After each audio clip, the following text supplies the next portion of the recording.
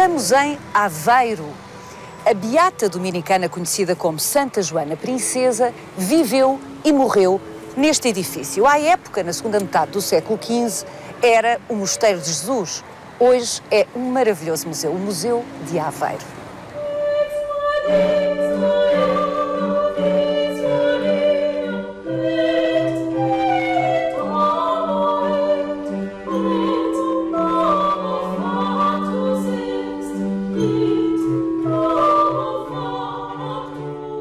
Filha única de Dom Afonso V, irmã única de Dom João II, por muitos considerado o melhor rei de Portugal, a infanta Dona Joana é da melhor genealogia.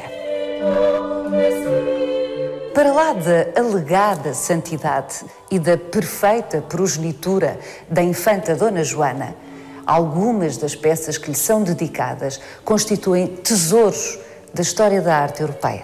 Vai querer saber mais? Venha connosco nesta visita guiada.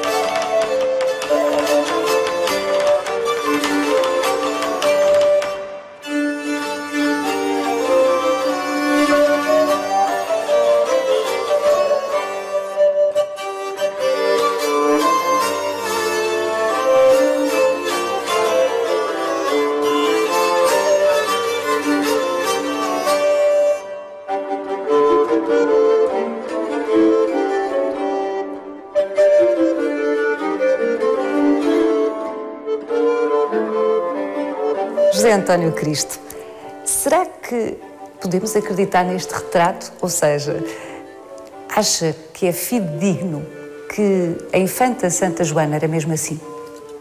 Tudo leva a crer que sim. Pelo menos da investigação que eu tenho feito, tudo me leva a acreditar que, de facto, isto é um retrato que deve ter sido tirado pelo natural, como alguns documentos o referem, e que nos dá a fisionomia verdadeira da Princesa Santa Joana. De resto, há descrições em texto, algumas, obviamente, em português da época, segunda metade do século XV, olhos verdes, aqui não está. Por acaso não aparecem aqui no retrato. Pele branca, boca carnuda, alta e direita. Alta e direita. É evidente que todas estas descrições eram sempre elogiosas, forçosamente, de uma princesa, não é? Mas nós temos essa ideia da princesa sempre bonita. Talvez não fosse exatamente assim. Se nos escudarmos na documentação e em referências da época, há um episódio que é interessante, porque terá sido mostrado um retrato da Princesa Santa Joana ao Luís XI de França, e ele ajoelha perante o retrato, porque fica completamente desvairado com a beleza que é apresentada. Portanto, se calhar... O que significa que ele, estando habituado a ver outros retratos, esta era excepcionalmente... mulheres com certeza muito bonitas na sua corte. Exatamente, esta era excepcionalmente bonita. A infanta Dona Joana teria cerca de 20 anos quando se deixou retratar, pintar aqui. Sim, teria à volta dessa idade. O ter-se deixado pintar, se calhar não é exatamente assim, porque há várias leituras em relação à fisionomia que ela apresenta. O ar um bocadinho contrariada, não é? Um bocadinho contrariada, porque ela... Se calhar era horrível, quer dizer, não se, nesta altura as pessoas não sorriam para os retratos. Não. Isso é uma moda recente, digamos assim, não é? Exatamente. Mas ainda assim, esta contração um bocadinho artificial que ela tem ao nível da boca, com os cantos da boca um bocadinho descaídos, leva-nos a outras interpretações. Seguramente que era à vontade do pai e posteriormente à vontade do irmão que ela casasse. E estes retratos normalmente serviam exatamente para isso. Para correrem a Europa, nas cortes mais importantes e com quem Portugal teria relações diplomáticas e teria interesses, e promover o casamento. Em 1472 é a entrada dela aqui no convento. E nós sabemos que grande parte dos forcings que houve para promover o casamento foram anteriores à entrada dela em religião. Claro que quer o pai, quer o irmão, depois dela entrar aqui no convento de Jesus, não desistiram da ideia de a tentar casar. Mas a princesa vem para aqui e daí para a frente dificilmente um pintor a tiraria pelo natural, porque ela estava dentro da clausura do convento. E portanto, saiu... deve ter sido feita ainda em Lisboa, na corte. Provavelmente. Não se conhece o pintor deste retrato? Não se sabe quem foi? Não se sabe quem foi. Foi a sedução de o atribuir à oficina do pintor Régio Nuno Gonçalves. No entanto, contemporâneo? Contemporâneo. E o autor, enfim, dos céus painéis de São Vicente, não é? Ele já esteve ao lado dos painéis e isso permitiu-nos uma coisa fabulosa, que foi chegar à conclusão de que realmente esta pintura e os painéis saíram de mãos diferentes. Portanto, neste momento, aquilo que nós temos é uma ausência de atribuição em relação à produção deste retrato.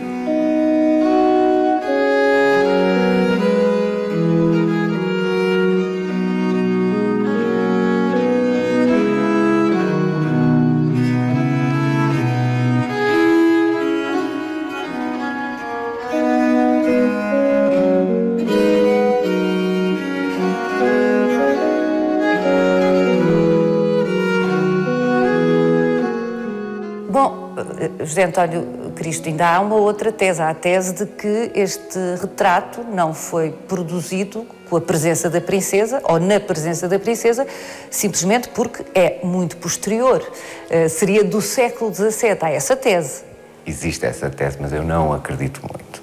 Eu ainda estou esperançado que realmente vamos conseguir o elemento de ligação e que se vai conseguir descobrir como é que esta imagem chega ao norte da Europa. O facto é que esta imagem é depois reproduzida nos séculos... À exaustão. Há aqui dois exemplos muito interessantes, aliás, com um aspecto muito curioso, não é? Porque a primeira versão que foi considerada indecorosa, não é? Porque a princesa corresponde exatamente ao retrato, com o colo descoberto, e depois na reedição, portanto, na chapa, é acrescentada uma blusa que tapa o colo da princesa. Este edifício onde nós estamos, que é maravilhoso, o Mosteiro de Jesus, para onde a infanta Dona Joana decidiu vir, uma ordem de clausura muito rigorosa, não é? À época. Uma disciplina muito violenta. E ela escolheu absolutamente vir para aqui. A estrutura do edifício é original, embora depois tenha sido ao longo dos séculos muito intervencionado, desde logo a fachada. Exatamente, é uma fachada de aparato, não é? Não corresponde exatamente ao edifício. Do século XVIII. Do século XVIII, já de 1751, e que foi construída para dar unidade a um conjunto de casas que não teriam uma leitura muito simpática do exterior. Portanto, havia muita celebração à volta da beatificação da princesa, que tinha acontecido há pouco tempo, e a fachada era incontornável, quer dizer, era preciso engalanar a casa. Exatamente, portanto, a grande intervenção que este edifício sofreu, o Mosteiro de Jesus, foi precisamente no século XVIII, pós beatificação da infanta Dona Joana. O que é que está visível ainda, se é que há alguma coisa visível, do tempo da infanta Dona Joana? Não passaram por muitas coisas que tenhamos hoje, infelizmente. Exatamente. Há a possibilidade de um portal, que é o que dá para a Capela de Santo Agostinho. Há a segurança de uma sineta, a sineta que chamava as religiosas para irem para as refeições no refeitório, e dois crucifixos.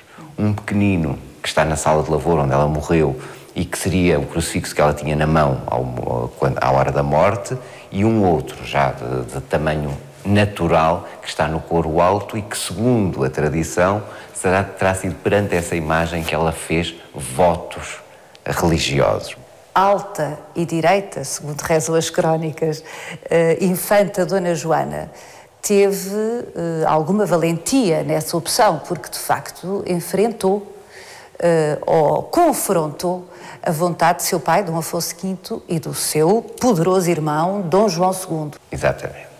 À altura da morte, ela tem fama de santidade. E é esse o grande argumento que vai servir para a própria beatificação. o culto imemorial. Até porque ela tinha uma prática, nomeadamente aqui na vila de Aveiro, Aveiro então era vila, de sustentar grande parte das pessoas que viviam aqui. Costuma-se falar muito à sombra dos conventos.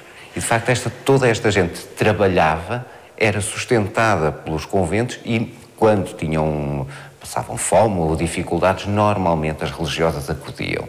Portanto, a ideia que havia no povo de Aveiro acerca da sua princesa, que chamava Aveiro a minha Lisboa pequena, era muito positiva.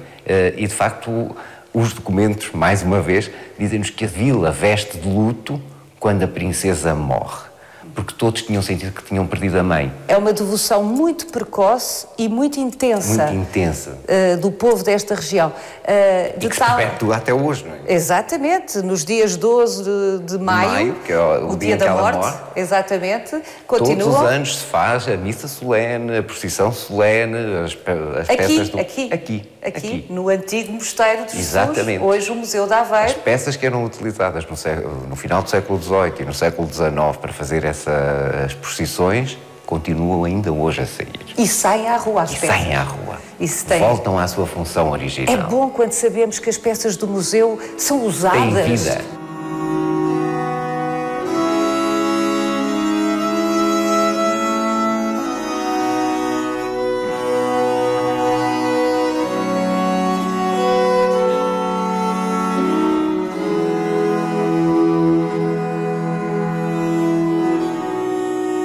Este retrato, o retrato original, é levado pelo Bispo de Coimbra para Coimbra porque as religiosas lhe tinham muita devoção. O quadro vai passar quase 80 anos em Coimbra, exatamente para elas não poderem ter aquela imagem como uma imagem devota. No entanto, em 1618, há uma encomenda de uma capela dedicada a São Domingos, não é? Que é o fundador da Ordem, em que nos aparece um céu, estamos a falar de um teto, povoado de santos, que estão sentados sobre nuvens, sobre o altar principal. Quem é que aparece? A princesa Santa Joana. Portanto, na intimidade do convento, continuava-se a prática do culto e da reverência que havia àquela figura, que para elas já era a Biana Rose, Joana de Portugal.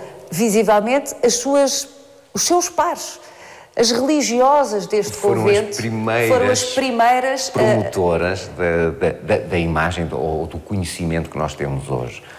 A vida da princesa é relatada, na sua maioria, pelas freiras daqui do convento, que reúnem uma série de testemunhos num códice precioso, que ainda hoje existe, felizmente temos-lo na coleção do museu, onde narram toda a vida da princesa. E essa é a grande fonte que nós temos sobre ela, uma vez que os cronistas nem sempre lhe deram grande atenção, aliás, como era costume, aos personagens femininos. Claro. Passa um bocadinho à margem da história. E sendo irmã de Dom João II, ele tomava o palco todo. Tomava toda a atenção.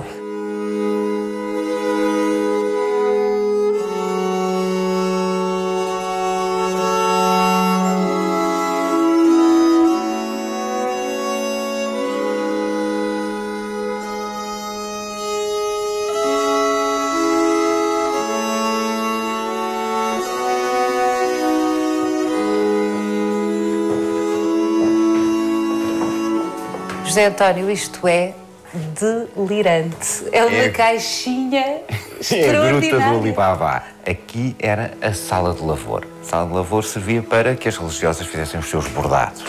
Quando a princesa ficou doente, era complicado estar a acreditar pessoas para estarem permanentemente a assistirem, caso ela necessitasse de alguma coisa. Como este era um espaço onde normalmente estava gente durante o dia, optaram por a trazer para aqui.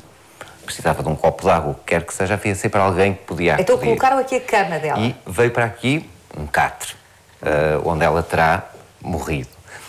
Aos 38 anos. Aos 38 anos. Cedo, mesmo para a época. Mesmo para a época é cedo. Toda esta decoração já é do século XVIII, não é? E pretende celebrar a própria princesa. O que é que acontece? Depois da beatificação. Muito depois da beatificação. Esta capela já é montada, digamos assim, no aspecto que nós vemos hoje, 40 anos depois da beatificação. Ela é beatificada em 1693. A partir do momento em que ela morre aqui, Nunca mais se fizeram aqui trabalhos de mãos, porque os trabalhos de mãos eram desconsiderados, eram trabalhos menores. E, no fundo, a morte dela aqui, com fama de santidade, sacraliza imediatamente este espaço. Portanto, seria quase que uma agressão estar a imaginar que isto era utilizado para um trabalho... Fechou-se a porta e é um lugar santo. Porta é um lugar muito especial e que vai ter uma função muito particular.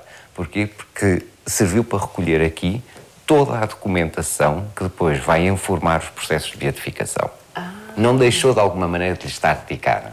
Interessante. Portanto, todos os documentos que depois vão, inclusivamente para o Vaticano, estão guardados aqui e permanece aqui, naturalmente, a memória dela. É beatificada, aí sim, pode subir aos altares e ser celebrada com toda esta exuberância. Exatamente, portanto, e aí não se poupam nem dourados... A esforços, nem a dispêndios.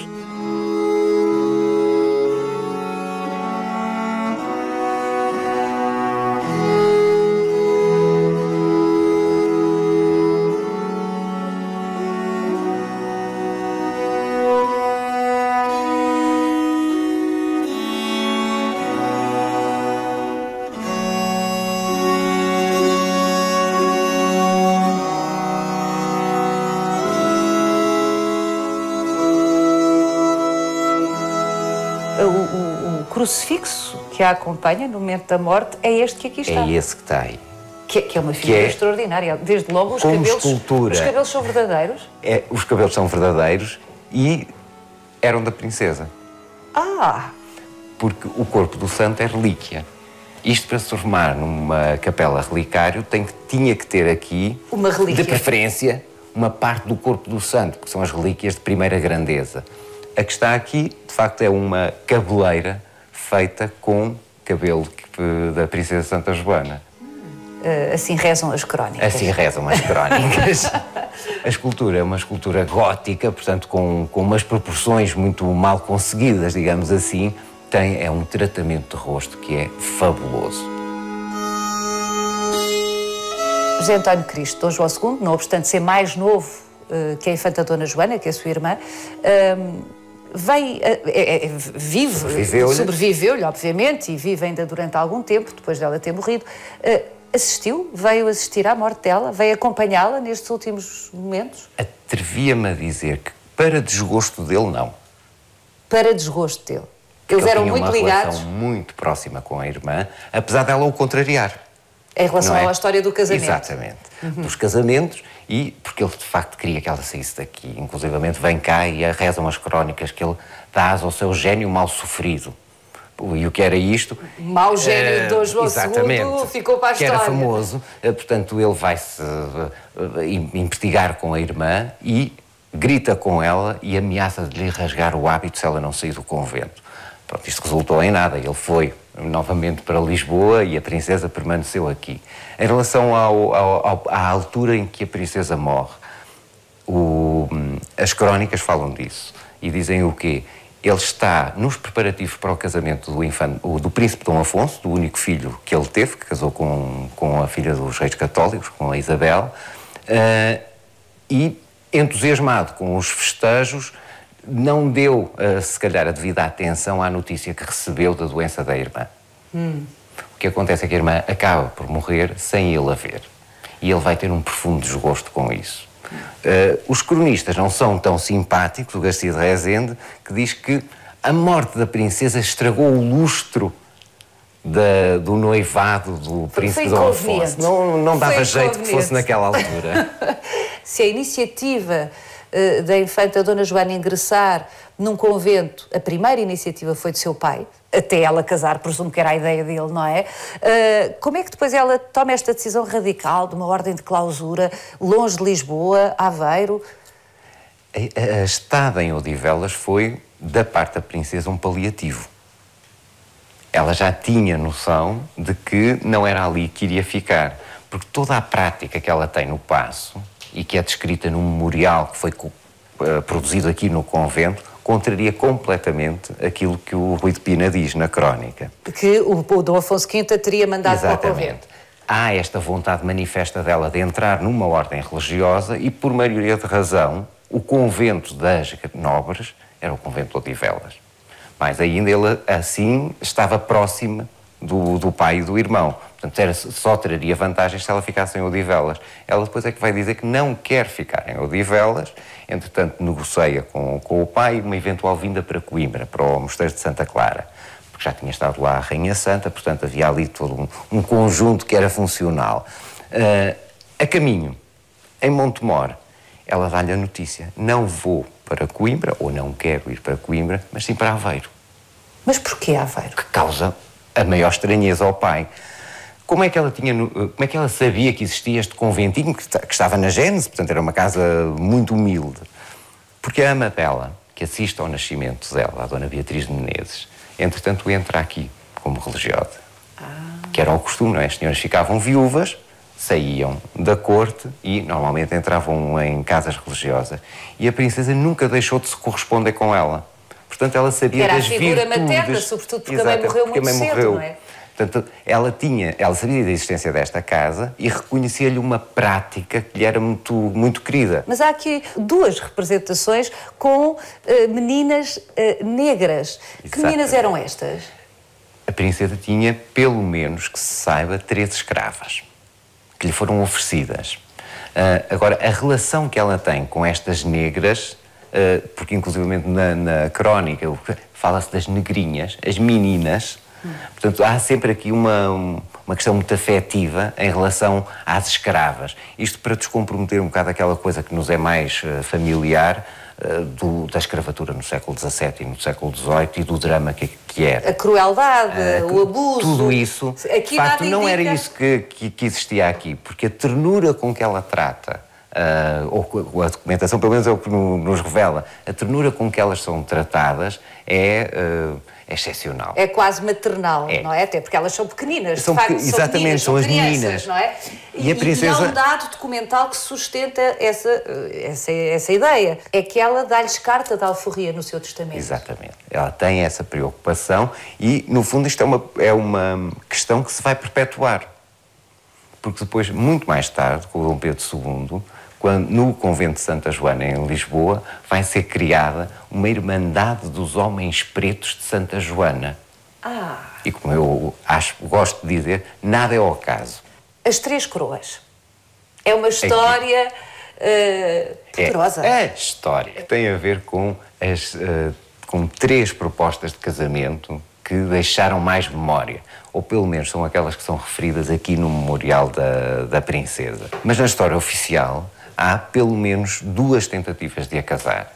Uma em Castela e outra com o primo, com o Dom Diogo da Casa de Viseu. Agora, a que ficou e que deixou memória são as tais 3 coroas que são o símbolo iconográfico mais identitário de Santa Joana, princesa de Portugal.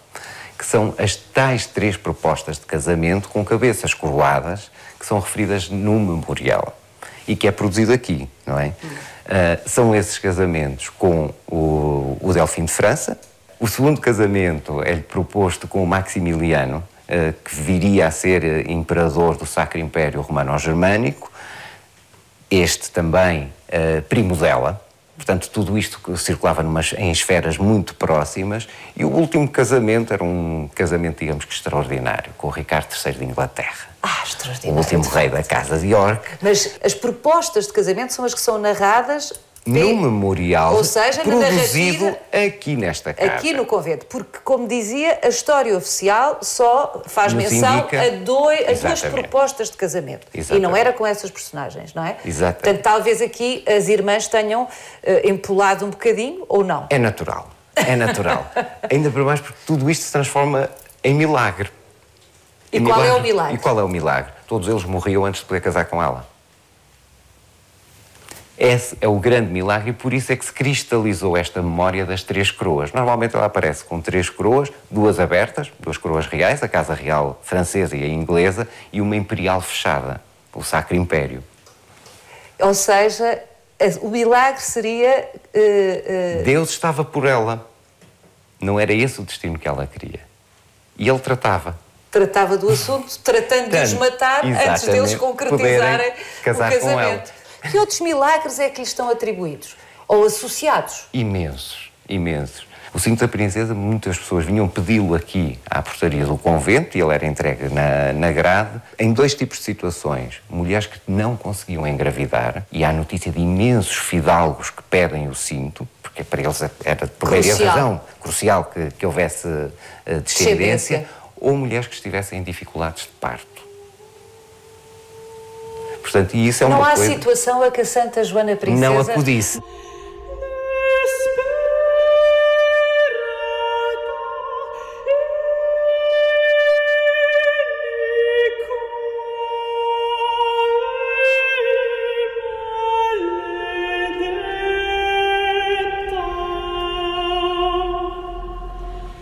José António, acabamos esta visita guiada que nos está a fazer aqui ao Museu de Aveiro, na pista de Santa Joana Princesa, a infanta, Dona Joana, irmã de Dom João II, na presença da peça mais espetacular, que é o túmulo que lhe edificaram, lá está, depois dela ter sido beatificada, no século XVIII, e que é uma peça única à luz dos critérios da história da arte. Porquê? Exatamente. É uma peça única porque este modelo de se colocar uma arca no meio de um espaço, neste caso do coro de baixo, não é um modelo que seja corrente.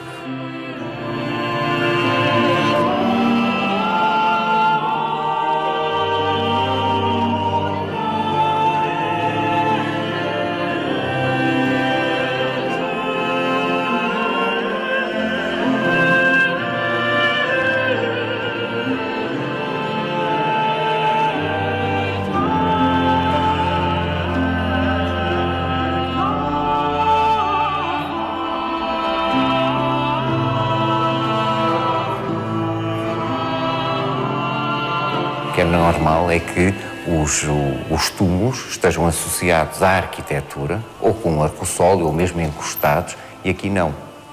De facto, o túmulo vive por si mesmo. E se calhar não o deveríamos considerar assim como o túmulo, na verdadeira acessão da palavra. A princesa, quando morre, pede para ser sepultada neste espaço, em Campa Rasa. E essa vontade foi cumprida. No entanto, no chão era ali atrás, não é? Atrás da arca, junto da grade do comungatório. O que é que acontecia? Todas as outras religiosas, quando iam à comunhão, pisavam a campa dela. Campa dela. Deliberado. Deliberado. E isto era um modelo que vinha de trás. É um protesto de humildade.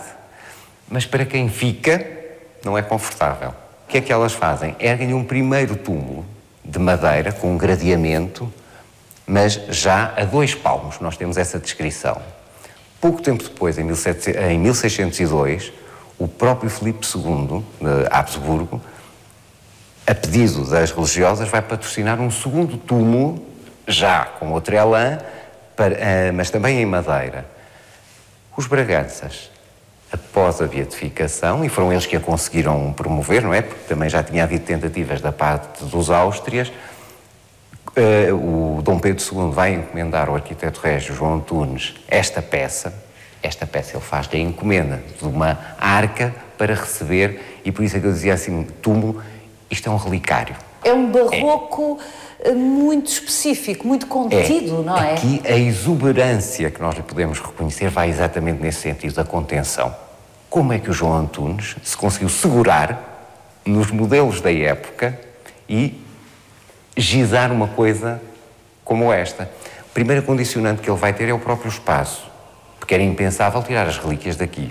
Foi aqui que ela escolheu para ser sepultada, portanto era impensável. E o espaço é muito pequeno.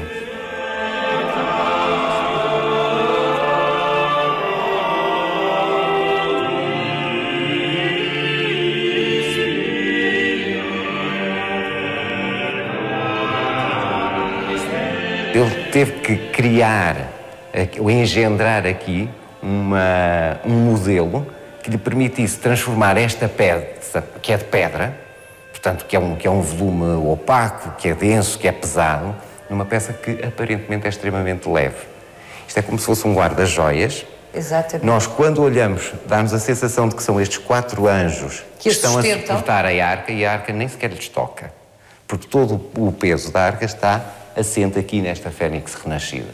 Aqui, aparentemente, nós não temos nada que nos faça lembrar a morte. Pelo contrário, eu estava aqui a ver, há ali um friso que sustenta o escudo da Casa de Bragança, um friso com corações, que é qualquer coisa ao mesmo tempo de pueril, não é? Que tem a ver com a tal leveza aquele dia e ao mesmo tempo com outra coisa, quer dizer, que eu gostava que nos explicasse. Este túmulo parece que todo ele se erege em direção ao símbolo da Casa de Bragança, à coroa. Ou seja, como se de alguma forma Santa Joana Princesa estivesse a sustentar a Casa Real Portuguesa e concretamente os Bragança. Para todos os efeitos, ela era uma parente dos Braganças.